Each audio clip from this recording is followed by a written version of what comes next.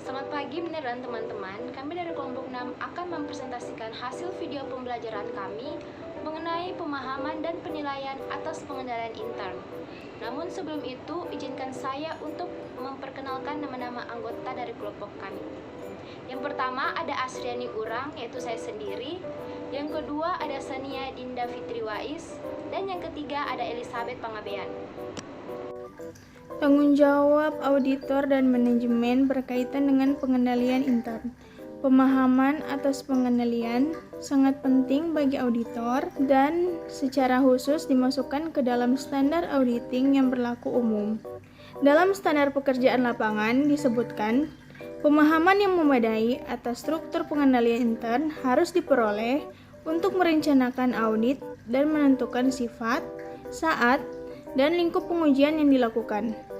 Laporan keuangan tidak akan diharapkan menyajikan secara wajar posisi keuangan jika pengendalian internal yang berkaitan dengan keandalan laporan keuangan tidak memadai. Akan tetapi, auditor dapat memberikan pendapat wajar tanpa pengecualian terhadap laporan keuangan meskipun pengendalian internal tidak mendorong efisiensi dan efektivitas. Selanjutnya, tujuan pemahaman dan penilaian atas pengendalian intern.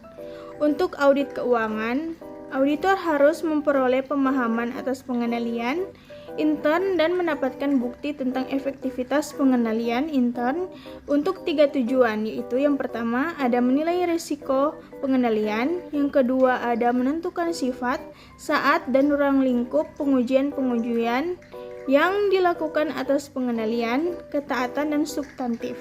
Yang ketiga ada menyatakan pendapat atau membuat laporan atas pengendalian intern berkenan dengan laporan keuangan dan ketaatan. Selanjutnya ada jenis-jenis pengendalian yang perlu dipahami auditor. Pengendalian yang perlu dipahami oleh auditor pada umumnya dikelompokkan, yaitu yang pertama ada pengendalian pelaporan keuangan. Nah, pengendalian pelaporan keuangan adalah pengendalian yang dirancang dan diselenggarakan dengan tujuan mencegah atau menemukan salah saji agregat dalam laporan keuangan dan laporan anggaran. Yang kedua ada pengendalian pengamanan. Pengendalian pengamanan adalah pengendalian yang bertujuan mengamankan aset atau harta dari perolehan, penggunaan, dan pelepasan yang tidak sah. Yang ketiga ada pengendalian anggaran.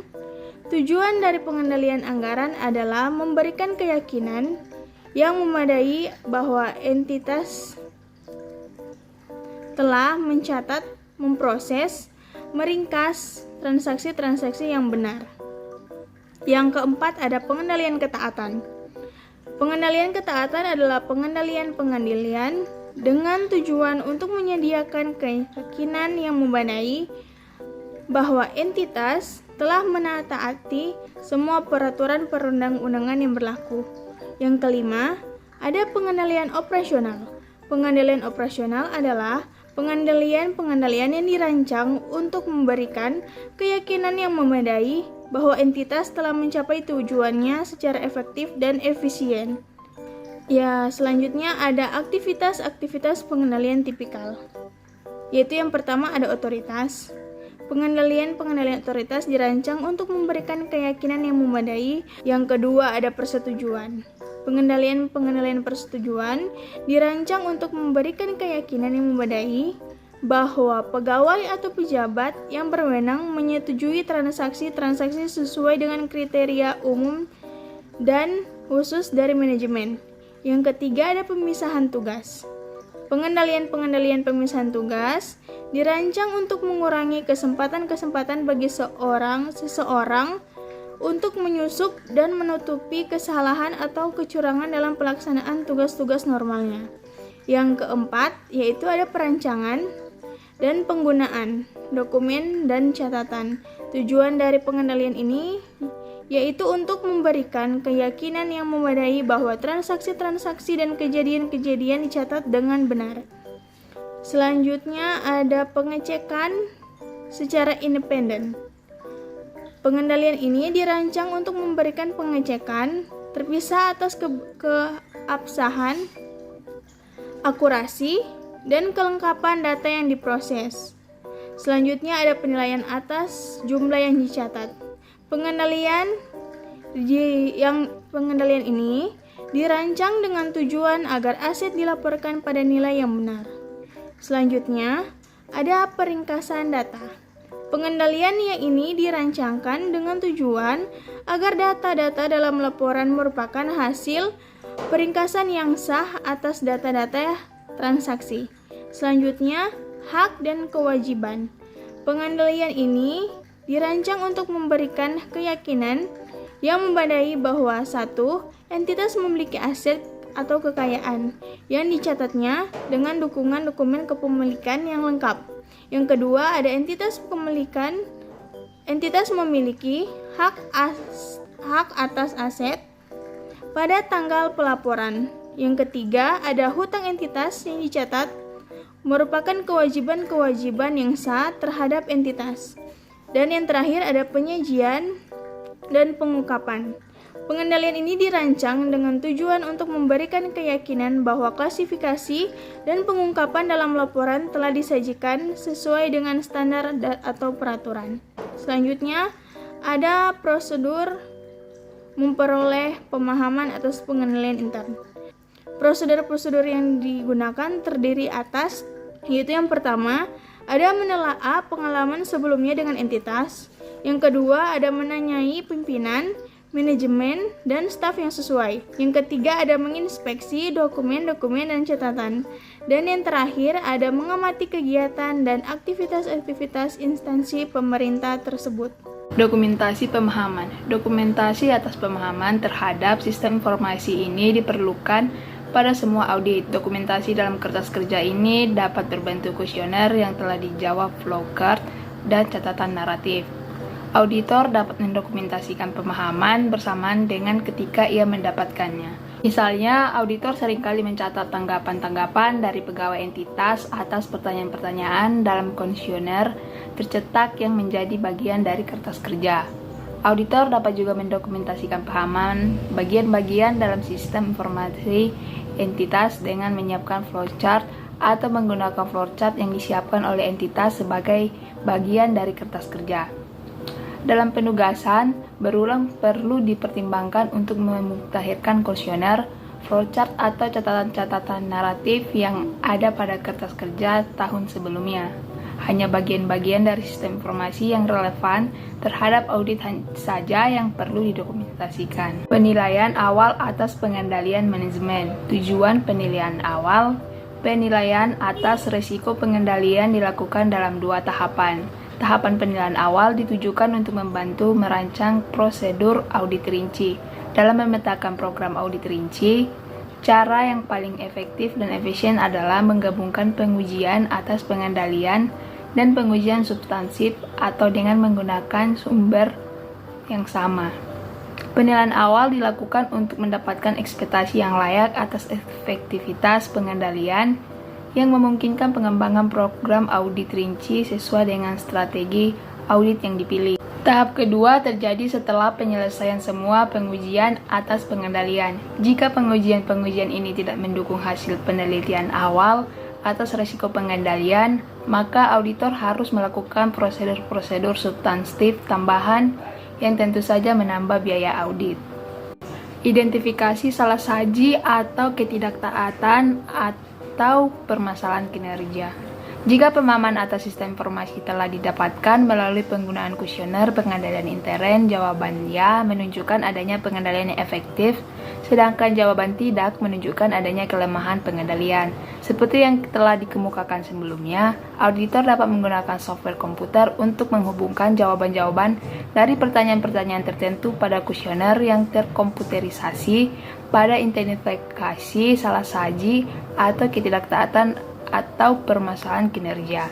Akan tetapi, sebagian besar auditor pada umumnya menggunakan daftar pengecekan atau checklist untuk evaluasi pengendalian intern yang menunjukkan beberapa permasalahan tersebut. baik menggunakan bantuan software maupun checklist dalam pemahaman auditor terhadap pengendalian intern. Auditor harus mampu mengidentifikasi permasalahan-permasalahan tersebut pada situasi dan kondisi dari entitas yang diperiksa. Membuat penilaian, 1. Memperoleh pemahaman, dan 2. Identifikasi salah saji atau ketidaktaatan atau permasalahan kinerja potensial, dan pengendalian-pengendalian yang diperlukan untuk mencegah atau menemukan permasalahan-permasalahan tersebut. Auditor dapat membuat penilaian awal atas risiko pengendalian.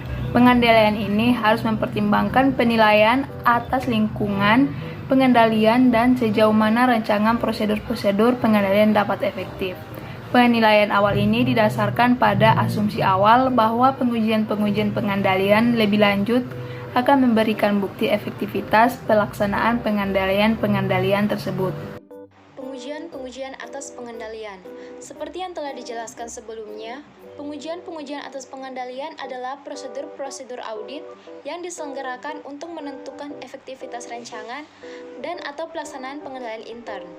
Pengujian pengendalian berkenaan dengan rancangan menitikberatkan apakah pengendalian tersebut dirancang cocok untuk mencegah atau menemukan salah saji atau ketidaktaatan atau permasalahan kinerja. Misalnya, auditor dapat menyimpulkan bahwa perencanaan manajemen untuk menyimpan persediaan dalam gudang yang terkunci aman dapat mencegah atau secara signifikan mengurangi risiko salah saji dalam asersi keberadaan persediaan. Pengujian pengendalian berkenaan dengan efektivitas pelaksanaan dari prosedur-prosedur pengendalian menitikberatkan apakah pengendalian tersebut benar-benar bekerja. Pengujian atas efektivitas pengendalian. Pengujian atas efektivitas pengendalian biasanya dilakukan pada saat memperoleh pemahaman. Dengan hasilnya digunakan dalam membuat penilaian awal atas risiko pengendalian. Pelaksanaan pengujian ini telah dijelaskan pada bagian sebelumnya. Pengujian atas efektivitas pelaksanaan pengendalian. Pengujian pengendalian jenis ini dimasukkan dalam program audit yang ditulis setelah strategi audit yang tepat telah ditentukan.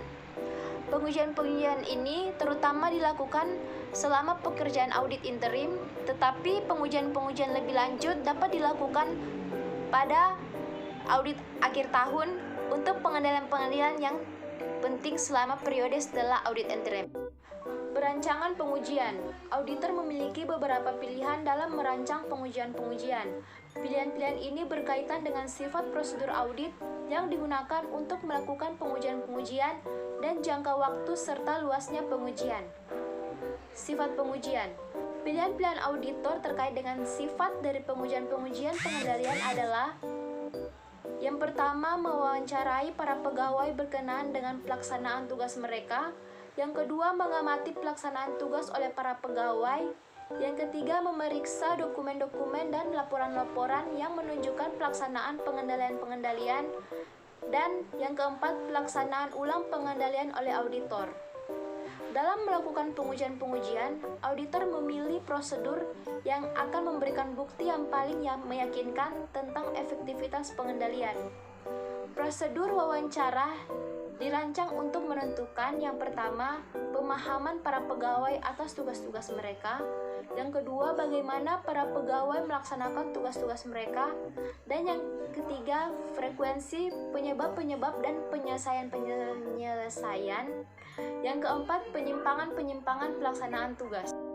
Waktu pengujian pengendalian mengacu pada kapan pengujian dilakukan dan bagian periode pelaporan mana pengujian ini terkait.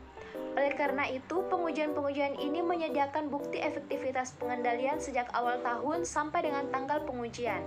Padahal, standar audit mengharuskan auditor memperoleh bukti efektivitas pengendalian untuk keseluruhan tahun, periode pelaporan, ketaatan, kinerja yang dicakup dalam audit. Dengan demikian, dari sudut pandang efisiensi audit, pengujian pengendalian seharusnya dilakukan pada saat yang paling akhir dari periode audit interim. Cakupan pengujian pengendalian yang lebih luas menyediakan bukti yang lebih banyak tentang efektivitas pelaksanaan atau pengendalian. Luasnya pengujian pengendalian dipengaruhi langsung oleh tingkat penilaian risiko pengendalian yang direncanakan.